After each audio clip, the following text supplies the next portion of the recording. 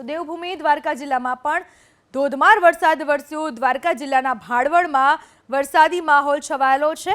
સવારે 6 વાગ્યાથી 8 વાગ્યા સુધીમાં દેવભૂમિ દ્વારકાના ભાણવડમાં 2 ઇંચ જેટલો વરસાદ વરસી ચૂક્યો છે। હજુ પણ કેટલાક વિસ્તારોમાં મેઘરાજા મન મૂકીને વરસી રહ્યા છે।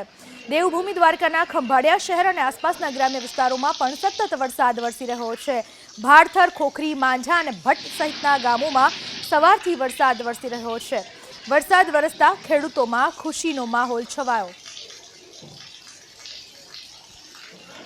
દેવભૂમિ દ્વારકા જિલ્લામાં વરસાદી માહોલ આજે સવારથી છવાયેલો છે અને ખાસ ભાણવડમાં સવારે 6 થી 8 વાગ્યા દરમિયાન 2 ઇંચ જેટલો વરસાદ વરસી ગયો છે અને વરસાદી માહોલ શરૂ થતાં લોકોને પણ ગરમીમાંથી રાહત મળી છે। દ્વારકા જિલ્લાની વાત, જ્યાં ભાણવડમાં આજે સવારથી વરસાદી માહોલ છવાયેલો રહ્યો છે। ધીમી ધારે વરસાદ વરસ્યો, પરંતુ 6 થી 8 વાગ્યા સુધીમાં 2 ઇંચ જેટલો વરસાદ ભાણવડમાં ખાબકી ચૂક્યો છે। સમગ્ર દ્વારકા જિલ્લામાં આજે વરસાદી વાતાવરણ છવાયેલું છે।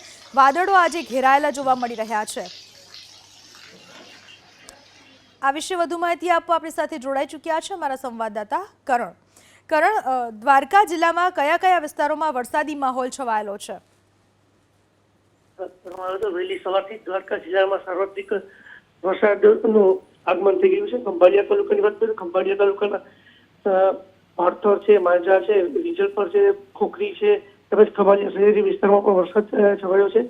સાથે સાથે ભાણવડ પંથકના ગ્રામ્ય વિસ્તાર છે, ગુંદા છે, ભાણવડી છે, તે બધા વિસ્તારોમાં વરસાદ વહેલી સવારથી વરસી રહ્યો છે। ધીમી ધારે વરસાદ વરસતા જે ગરમીનો અસહ્ય બફારો હતો તેમાં આંશિક રાહત મળી હતી। જી, આભાર આપનો તમામ માહિતી બદલ।